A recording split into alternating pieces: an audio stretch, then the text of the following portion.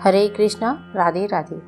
व्रत विधि उपाय में सभी लोगों का स्वागत करती हूँ। दोस्तों, मार्गशीर्ष की महीना चल रहा है और इस महीने में भगवान श्री कृष्ण की पूजा करना, कथा सुनना, कहानी सुनना, पौराणिक कहानियाँ सुनना बहुत ही अच्छा माना गया है। हमारे चैनल में इससे पहले कई सारी नया कहानियाँ और अपने अनुभव जो भक्तजनों ने शेयर किया था वो अपलोडेड है। आप चाहे तो नीचे दिए गए प्लेलिस्ट में चेक कर सकते हैं। आज एक बहुत ही अलग सा कहानी आप सभी लोगों को सुनाने वाली हूँ।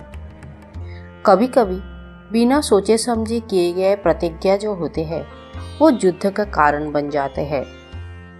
भगवान श्री कृष्ण और उनके परम शिष्य तथा मित्र अर्जुन के बीच भी ऐसे ही एक बार स्थिति उत्पन्न हुआ था। दोनों के बीच गंभीर युद्ध छिड़ गई थी। शायद आप लोगों को बड़ा अजीब सा लग रहा है, पर यह सच है।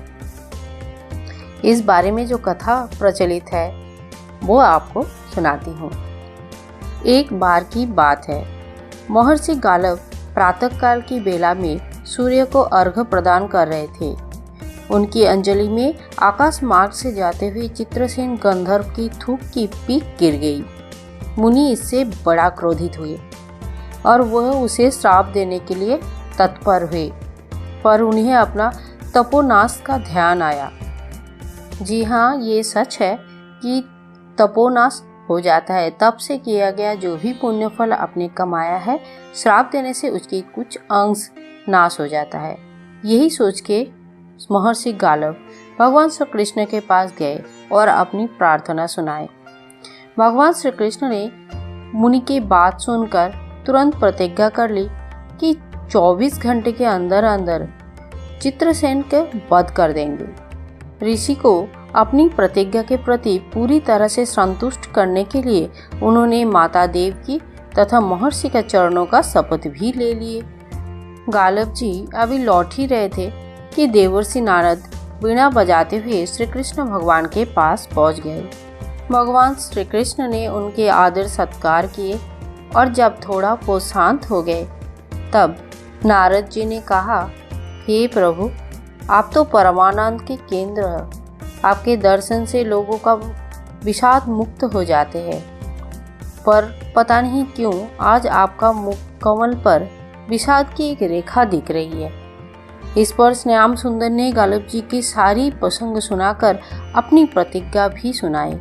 भगवान की बात सुनकर नारद जी वहां से चलकर चित्रसेन के पास पहुंचे। चित्रसेन भी उनकी चरणों में गिर गए और अपनी कुंडली आदि लाकर ग्रह दशा पूछने लगे। नारद जी ने कहा, आप तुम्हें यह सब क्या पूछ रहे हो? तुम्हारा अंतकाल निकट आ गया है। अपना कल्याण चाहते हो तो कुछ दान पुण्य कर लो। 24 घंटे के अंदर भगवान श्री कृष्ण तुम्हें मार डालने की प्रतिज्ञा कर ली है।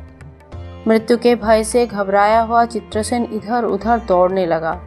वह ब्रह्मदान, शिवपुरी, इंद्रधाम, यम, वरुण सभी लोगों के पास दौड़ता फिरा, पर किसी ने उसको अपने यहाँ ठहरने के लिए नहीं दिया। श्री कृष्ण से शत्रुता कौन आधार लेगा? आप बेचारा गंधर्वराज अपनी रोती पीटती स्त्रियों के साथ नारद जी की शरण में आए। नारद जी बड़े ही दयालु, इसीलिए बोले, अच्छा तुम जमुना तट पर चलो। वहां जाकर एक स्थान पर दिखा दिए और कहा कि आज आधी रात पर यहाँ एक स्त्री आएगी। उस समय तुम्हें ऊंचे स्वर में विलाप करना है। वो स्त्री तुम्हें बचा लेगी, पर ध्यान रखना, जब तक तुम्हारे कष्ट दूर करने के लिए वो प्रतिज्ञा नहीं कर लेते हैं तब तक तुम अपने कष्ट को कारण भूल कर भी उसको नहीं बताना। नारद जी की लीला जारी रही। एक और तो चित्रसेन को समझाया, दूसरी ओर पहुंच गए अर्जुन के महल पे सुभद्रा के पास।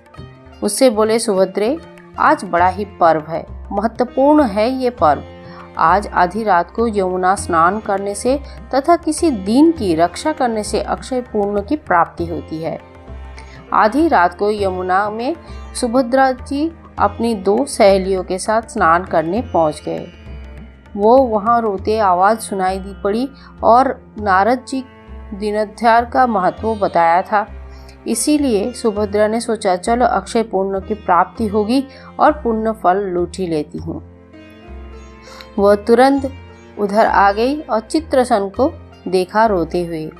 उन्होंने लाख पूछा पर वह बिना प्रतिज्ञा किए अपनी परेशानी नहीं बतलाए। अंत में प्रतिज्ञाबद्ध होने के बाद स्थिति स्पष्ट की। आप तो यह सुन के सुभद्रा बड़े धर्म संकट में फंस गए थे। एक और था भगवान श्री कृष्ण की प्रतिज्ञा, वो भी ब्राह्मण के लिए। दूसरी ओर था अपनी प्रतिज्ञा। अंत में शरणागत की रक्षा करते हुए उन्होंने सोचा कि चित्रसेन का रक्षा तो हमें करना ही पड़ेगा। चित्रसेन को अपने साथ घर लेके गए और जाकर उन्होंने सारी परिस्थिति अर्जुन के सामने रख दी। अर्जुन चित्रसेन के मित्र भी थे। अर्जुन ने सुभद्रा को आश्वासन दिए कि ठीक है, तुम्हारी प्रतिज्ञा पूरी होगी। नारद जी ने इधर जब सब ठीक कर लिया था तब द्वारका पहुंचे और श्री कृष्ण से कहा, महाराज अर्जुन ने चित्रसेन के आश्रय दे रखा है, इसीलिए आप सोच विचार कर युद्ध के लिए निकले। भगवान ने कहा, नारद जी एक बार आप मेरी ओर से अर्जुन को समझाकर लौटाने की चेष्टा करके देखिए।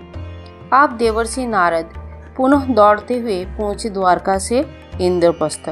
अर्जुन ने सब कुछ सुनकर साफ कह दिया, यद्यपि मैं सब प्रकार से श्री कृष्ण की ही शरण में हूँ और मेरे पास केवल उन्हीं का ही बल है, तथापि अब तो उनके दिए हुए उपदेश क्षत्रिय धर्म से कभी विमुख ना होने की बात पर आ गए हैं।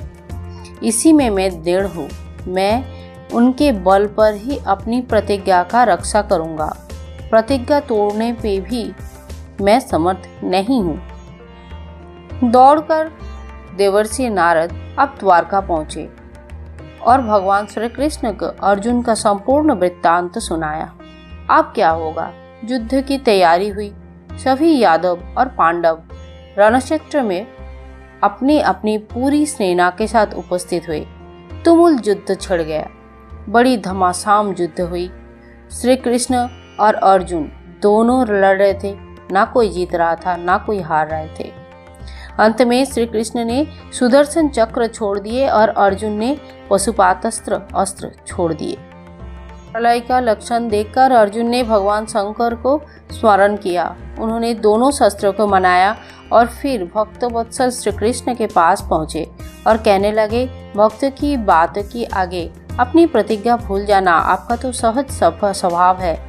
इसके तो असंख्य आवृत्तियाँ हुई होंगी। आप ये लीला अभी यहीं समाप्त करें। बाण समाप्त हो गए। प्रभु युद्ध से विरत हो गए। अर्जुन को गले लगा लिए और उन्होंने युद्ध श्रम से उनको मुक्ति दी।